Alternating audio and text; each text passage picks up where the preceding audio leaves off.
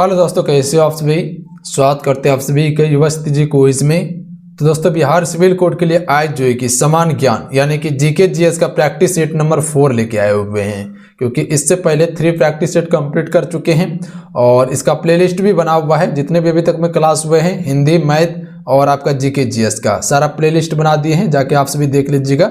Playlist से link description में दिया हुआ है और आप सभी के लिए एप्लीकेशन पे भी क्लासेस चल रहे हैं, तो जो ज्वाइन करना चाहते हैं जाके ज्वाइन करके क्लास कर सकते हैं। ज्वाइन कैसे करना है वीडियो बना हुआ है, वीडियो को देख लीजिएगा, लिंक डिस्क्रिप्शन में प्रोवाइड कर दिए हैं। तो चलिए शुरू करते हैं।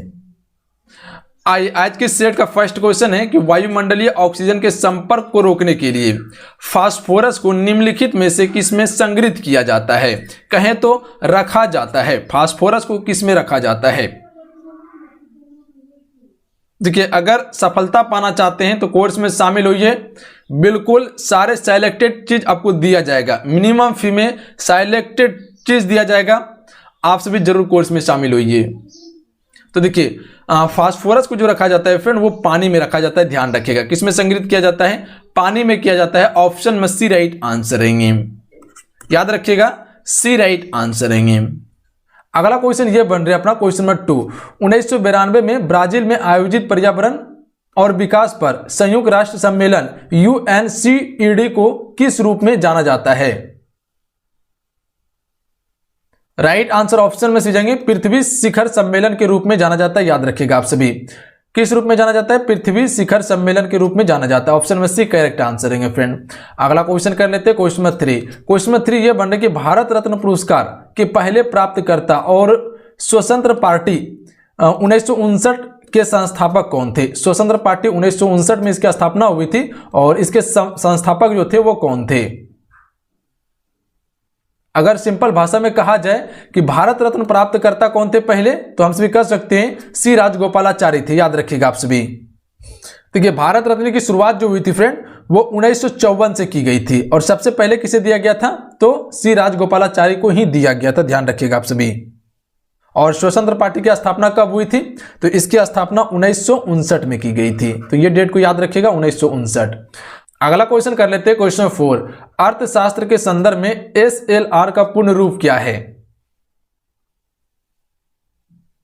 राइट आंसर ऑप्शन में जाएंगे संवैधानिक तरलता अनुपात है। स्टैट्यूटरी लिक्विडिटी रेशियो कहा जाता है जिसे।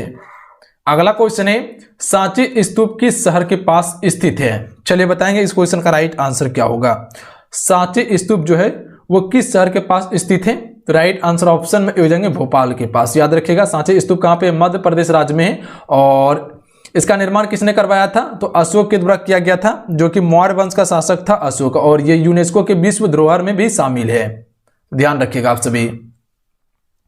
अगला क्वेश्चन करते हैं, बंगाल का नवाब सिराजुद्दौला किस वर्ष प्लासी के युद्ध में पराजित हुआ था friend? Sirajuddaula. Right answer option number C हो जाएंगे 1757 में। देखिए, प्लासी का युद्ध जो हुआ था यह कब हुआ था? 1757 में हुआ था और इसी युद्ध में सिराजुद्दौला का हार हुआ था। ध्यान रखिएगा आप सभी। और यह युद्ध किसके किसके बीच लड़ा गया था? तो रॉबर्ट क्लाइव और सिराजुद्दौला के बीच में लड़ा गया था। सिराजुद्दौला का हार हुआ था इस युद्ध में। बक्सर का युद्ध कब हुआ था? 1764 में। तो ये दो युद्ध जो है कि मोस्ट इंपॉर्टेंट युद्ध है। अगला क्वेश्चन कर लेते हैं। अगला क्वेश्चन ये बन रहा है कि अंतरराष्ट्रीय परमाणु ऊर्जा एजेंसी IAEA की स्थापना कब हुई थी? राइट आंसर ऑप्शन में से जाएंगे 1957 में किया गया था। ध्यान रखिएगा आप सभी। अगला क्वेश्चन है सहायक गठबंधन 1798 में किसके द्वारा तैयार की गई एक अहस्तक्षेप नीति थी? राइट आंसर ऑप्शन में भी जाएंगे लॉर्ड वेलेस्ली द्वारा किया गया था। ध्यान रखिएगा आप सभी। ऑप्शन में भी राइट आंसर रहेंगे। अगला क्वेश्चन देख लीजिए। अगला क्वेश्चन ये बन रहा है कि निम्नलिखित में से किसे भारतीय सिनेमा के जनक के रूप में भी जाना जाता है फ्रेंड? तो देखिए, भारतीय सिनेमा का जनक जो कहा जाता है वो किसे कहा जाता है? दादा साहेब फाल्के को कहा जाता है। ध्यान रखिएगा आप सभी। अगला क्वेश्चन देख लीजिए। अगला क्वेश्चन ये बन रहा है कि सहसंयोजक बंधन दो परमाणुओं के बीच इलेक्ट्रॉनों के सभाजन से बनता है ताकि दोनों पूरी तरह से भरे हुए डैश कोष को प्राप्त कर सके। तो ये 72 कोष को प्राप्त कर सके, यानी ऑप्शन में ए इसका राइट आंसर है फ्रेंड, याद रखिएगा, इंपॉर्टेंट क्वेश्चन रहेंगे। अगला क्वेश्चन है सिंधु घाटी लिपि की सूचना स्रोत जांच होती है, तो राइट आंसर ऑप्शन में भी हो जाएंगे मुहर्रम से होती है, ध्यान रखिएगा आप सभी, बी राइट आंसर रहेंगे। देखिए सिंधु सभ्यता जो है फ्रेंड ये सबसे पुरानी सभ्यता है, ध्यान रखिएगा आप सभी, इसे हम सभी हड़प्पा सभ्यता भी कहते हैं। अगला क्वेश्चन ये बन रहे कि वित्तीय उत्तरदायित्व और बजट प्रबंधन अधिनियम किस वर्ष में पेश किया गया था? FRBMA किस वर्ष में पेश किया गया था? राइट आंसर ऑप्शन में ये हो जाएंगे 2003 में इसे पेश किया गया था फ्रेंड। अगला क्वेश्चन देख लीजिए। अगला क्वेश्चन ये बन रहे कि शेष विश्व के साथ किसी देश के लेन देन को सारांशित करने वाले खातों का एक समूह डैश के रूप में जाना जाता है। तो देखिए इसे किस रूप में हम सभी जानते हैं, तो भुगतान शेष के रूप में जानते हैं, याद रखिएगा आप सभी। क्वेश्चन को समझिए, क्वेश्चन क्या कहना चाह रहा है कि शेष विश्व के साथ किसी देश के लेन देन को सारांशित करने वाले खातों का एक समूह को भुगतान शेष के रूप में भी जाना जाता है। अगला क्वेश्चन देखिए फ्रेंड। अगला क्वेश्चन ये बन रहा है कि भारत के संविधान के निम्नलिखित में से किस अनुच्छेद के तहत अंतर्राज्यीय विवादों में समन्वय के लिए एक अंतर्राज्यीय परिषद का गठन किया गया है? तो ये किस अनुच्छेद के तहत किया गया है? तो राइट आंसर ऑप्शन में डी जाएंगे अनुच्छेद 263 के तहत किया गया, याद रखिएगा आप सभी, ऑप्शन में डी राइट आंसर रहेंगे। क्वेश्चन को समझिए, क्वेश्चन क्या कहना चाह रहा है, भारत के संविधान के निम्नलिखित में से किस अनुच्छेद के तहत अंतर्राज्यीय विवादों में समन्वय के लिए एक अंतर्राज्यीय परिषद का गठन किया गया है? तो अनुच्छेद 263 के तहत। अगला क्वेश्चन देख लीजिए फ्रेंड। अगला क्वेश्चन ये बन रहा है कि रक्त एक प्रकार का उत्तक है। देखिए रक्त एक प्रकार का क्या है, तो ये संयोजित उत्तक है, ऑप्शन में डी राइट आंसर रहेंगे। अगला क्वेश्चन कर लेते हैं। अगला क्वेश्चन ये बन रहा है कि एक अलग अनुशासन के रूप में माइक्रो इकोनॉमिक्स के संस्थापक पिता के रूप में किसे जाना जाता है? संस्थापक पिता के रूप में किसे जाना जाता है micro economics?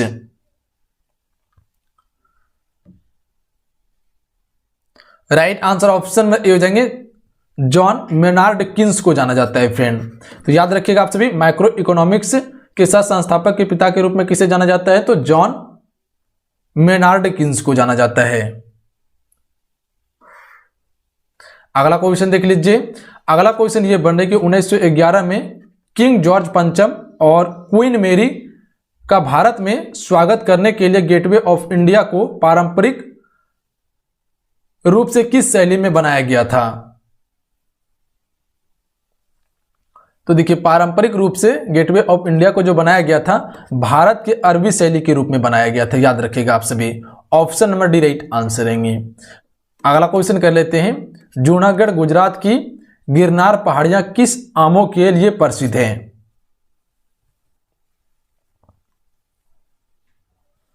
Right answer option में भी जाएंगे केसर आमों के लिए प्रसिद्ध है, याद रखिएगा आप सभी। आइए अगला क्वेश्चन देख लेते हैं। अगला क्वेश्चन ये बन रहा है अपना कि प्रथम गोलमेज सम्मेलन कब शुरू हुआ था फ्रेंड? चलिए बताएंगे आप सभी, प्रथम गोलमेज सम्मेलन की शुरुआत कब हुई थी? राइट आंसर ऑप्शन में डी जाएंगे नवंबर 1930 में किया गया था, ध्यान रखिएगा आप सभी। अगला क्वेश्चन देख लीजिए। अगला क्वेश्चन ये बन रहा है कि 2018 एशियाई खेलों में भारत के उद्घाटन समारोह में ध्वज वाहक कौन था? 2018 में एशियाई खेल हुआ था, उसके उद्घाटन में भारत का ध्वज वाहक कौन था? राइट आंसर ऑप्शन में हो जाएंगे नीरज चोपड़ा था, ध्यान रखिएगा आप सभी। अगला क्वेश्चन देख लेते हैं। अगला क्वेश्चन ये बन रहा है कि लखनऊ कढ़ाई की किस पारंपरिक कला के लिए प्रसिद्ध है? लखनऊ कढ़ाई की किस पारंपरिक कला के लिए प्रसिद्ध है friend? Right answer option number D हो जाएंगे चिकन कढ़ाई के लिए प्रसिद्ध है, ऑप्शन में डी करेक्ट आंसर रहेंगे। अगला क्वेश्चन देख लीजिए। 2020 Australian open tournament tennis tournament में महिला एकल का खिताब किसने जीता है? 2020 में ऑस्ट्रेलियन ओपन टेनिस टूर्नामेंट में महिला एकल का खिताब किसने जीता है फ्रेंड? राइट आंसर ऑप्शन में से जाएंगे सोफिया केनिन के द्वारा यह खिताब जीता गया है। देखिए अगला क्वेश्चन क्या है। अगला क्वेश्चन ये है कि भारत में परमाणु ऊर्जा गतिविधियों की निगरानी के लिए परमाणु ऊर्जा आयोग की स्थापना कब की गई थी?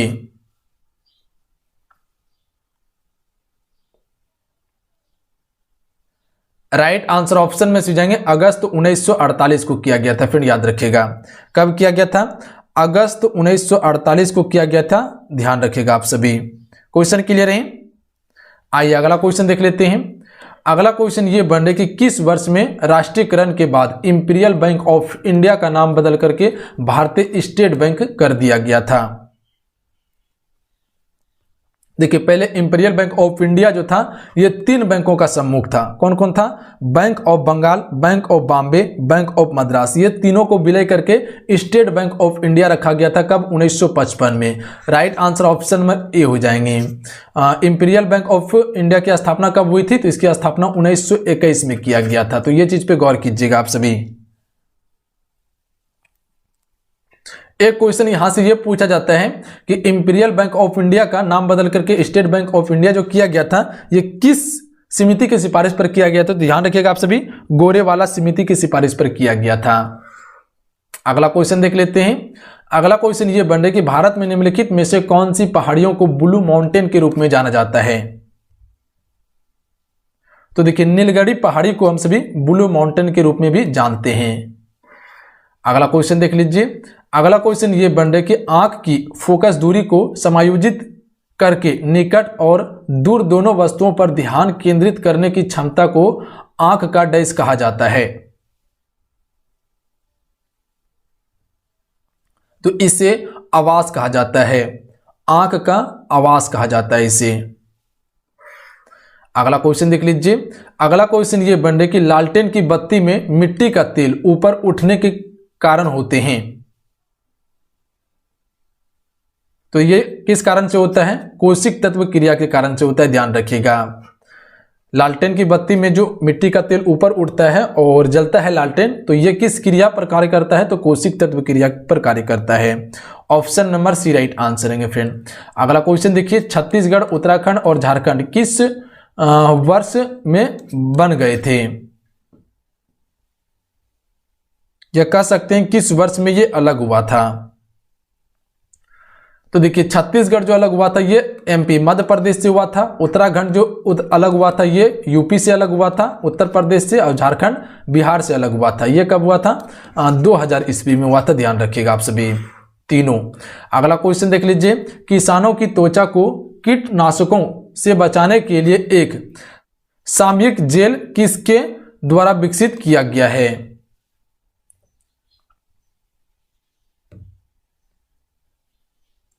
तो यह जो विकसित किया गया है फ्रेंड, तना कोशिका विज्ञान और पुनर्योजित चिकित्सा संस्थान के द्वारा विकसित किया गया है। ऑप्शन में ए राइट आंसर रहेंगे। अगला क्वेश्चन देख लीजिए। भारतीय संविधान का कौन सा अनुच्छेद धर्म, जाति, लिंग और जन्म स्थान के आधार पर भेदभाव पर रोक लगाता है? चलिए बताएंगे इनमें से कौन सा अनुच्छेद जो है फ्रेंड धर्म, जाति, लिंग और जन्म स्थान के आधार पर भेदभाव पर रोक लगाता है? अनुच्छेद 15। अनुच्छेद 15 जो है फ्रेंड ये सभी पर भेदभाव पर रोक लगाता है। अगला क्वेश्चन कर लेते हैं। अगला क्वेश्चन ये बन रहे, आधुनिक ओलंपिक स्वर्ण पदकों का प्रमुख घटक डैश है? चांदी।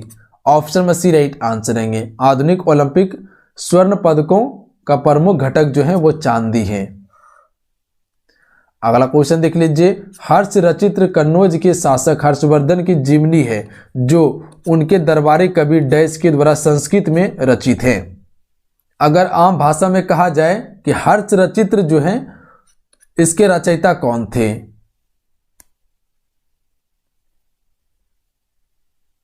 राइट आंसर ऑप्शन में भी हो जाएंगे बाणभट्ट। बाणभट्ट के द्वारा फ्रेंड हर्ष रचित्र पुस्तक के रचयिता थे जो कि हर्षवर्धन की जीवनी थी। अगला क्वेश्चन देख लीजिए। अगला क्वेश्चन ये बन रहे कि डैश एक्सपेंशन गर्मियों के दौरान एफिल टावर को लंबा बनाता है?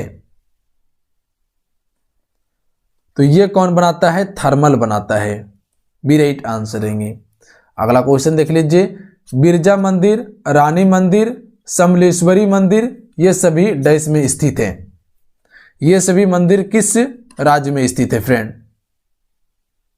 तो देखिए ये सभी जितने भी मंदिर हैं ये सभी उड़ीसा राज्य में हैं। ऑप्शन में बी राइट आंसर रहेंगे। ध्यान रखिएगा आप सभी, बिरजा मंदिर, रानी मंदिर और समलेश्वरी मंदिर, ये सभी जो है वो उड़ीसा राज्य में हैं। अगला क्वेश्चन है क्वेश्चन नंबर 35। क्वेश्चन नंबर 35 ये बन रहा कि 4वीं शताब्दी ईसा पूर्व में मगध की राजधानी को डैश में स्थानांतरित कर दिया गया था।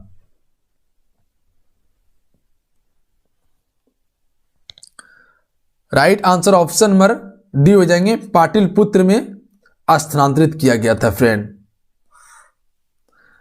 अगला क्वेश्चन कर लेते हैं। अगला क्वेश्चन ये बन रहा कि डैश का गोल गुंबद मोहम्मद आदिल शाह का मकबरा है जो स्थित है। तो देखिए बीजापुर का गोल गुंबद जो है जो कर्नाटक में स्थित है, ये क्या है? आदिल शाह का मकबरा है, मोहम्मद आदिल शाह का। कहां पे है? बीजापुर में है, जो कि कर्नाटक में पड़ते हैं। अगला क्वेश्चन कर लेते हैं, किस गुप्त शासक को विक्रमादित्य की उपाधि दी गई थी? तो राइट आंसर ऑप्शन में जाएंगे चंद्रगुप्त द्वितीय को दी गई थी। ध्यान रखिएगा आप सभी। अगला क्वेश्चन कर लेते हैं, उत्पादन के साधनों का निजी स्वामित्व एक डैश अर्थव्यवस्था की विशेषता है फ्रेंड। तो यह किसकी विशेषता है? पूंजीवादी की विशेषता है। Option number D right answer है। ध्यान रखिएगा किसकी विशेषता है? पूंजीवादी की विशेषता है। इंपॉर्टेंट क्वेश्चन रहेंगे। अगला क्वेश्चन कर लेते हैं, अंतर्मुख हाइड्रोजन बंध कब बनता है? यह तब बनता है जब हाइड्रोजन परमाणु दो अधिक विद्युत ऋणात्मक परमाणुओं के बीच होता है, तब अंतर्मुख हाइड्रोजन बंध बनता है फ्रेंड। अगला क्वेश्चन कर लेते हैं, भारत में व्हाट्सएप एक विकल्प के रूप में शुरू किया गया इंस्टेंट मैसेजिंग ऐप का नाम निम्नलिखित में से क्या है? तो इसे संदेश कहा जाता था। ध्यान रखिएगा इसका नाम क्या था? संदेश नाम था। अगला क्वेश्चन देख लीजिए, कैलाश मानसरोवर भवन कहां स्थित है? कैलाश पर्वत तिब्बत में है। कैलाश मानसरोवर भवन ये कहां पे है? उत्तर प्रदेश में है। ऑप्शन में सी राइट आंसर है। ध्यान रखिएगा आप सभी। अगला क्वेश्चन कर लेते हैं फ्रेंड। अगला क्वेश्चन है 42 नंबर, विश्व व्यापार संगठन WTO के महानिर्देशक रॉबर्टो अजेवेदो के बाद पदभार कौन संभालेगा? राइट आंसर ऑप्शन में ए हो जाएंगे, ओकोनेंजो इवेला जो है फ्रेंड इसका पदभार को संभालेगा। ऑप्शन में ए राइट आंसर रहेंगे। अगला क्वेश्चन कर लेते हैं, कैल्शियम सल्फेट डाइहाइड्रेट को आमतौर पर डैश के रूप में जाना जाता है? Right answer option number D जाएंगे, जिप्सम के रूप में जाना जाता है फ्रेंड।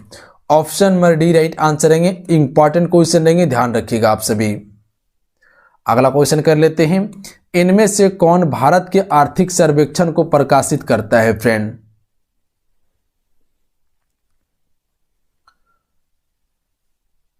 डी राइट आंसर हो जाएंगे, वित्त मंत्रालय के द्वारा आर्थिक सर्वेक्षण को प्रकाशित किया जाता है। कहां पे? भारत में। अगला क्वेश्चन कर लेते हैं, वैनसांग यात्रियों के राजकुमार के रूप में प्रतिष्ठित राजा डैश के शासनकाल के दौरान भारत का दौरा किया था। देखिए वैनसांग जो थे फ्रेंड वो चीनी यात्री थे जो कि बौद्ध भिक्षु थे। लगभग 15 साल भारत में रह के बौद्धों का अध्ययन किया था और ये जो आया था वो हर्ष के शासनकाल में आया था। Option number D right answer रहेंगे। अगला क्वेश्चन कर लेते हैं, एक अश्व शक्ति लगभग डैश वाट है? तो एक अश्व शक्ति बराबर कितना होता है? 746 वाट होता है friend. Option number D right answer रहेंगे। ध्यान रखिएगा कितना होता है? 746 वाट। अगला क्वेश्चन कर लेते हैं, किरीबात डैश का चावल से बना एक व्यंजन है? तो कीरीबात श्रीलंका का चावल से बना एक व्यंजन है। कहाँ का है? श्रीलंका का है। अगला क्वेश्चन देख लीजिए, डैश अर्थव्यवस्थाओं में सभी उत्पादक संसाधन सरकार के स्वामित्व और नियंत्रण में होते हैं।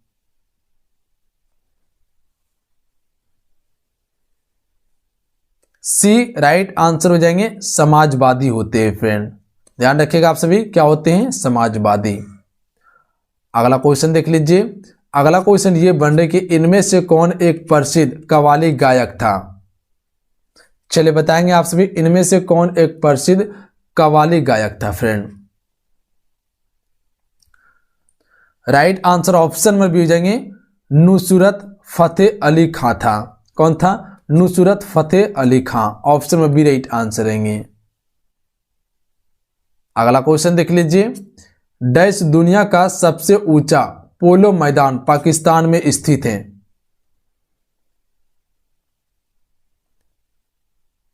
राइट आंसर ऑप्शन में भी जाएंगे, सांदूर। सांदूर पोलो मैदान जो है ये कहां पे है? पाकिस्तान में स्थित है। ऑप्शन में भी राइट आंसर हो जाएंगे।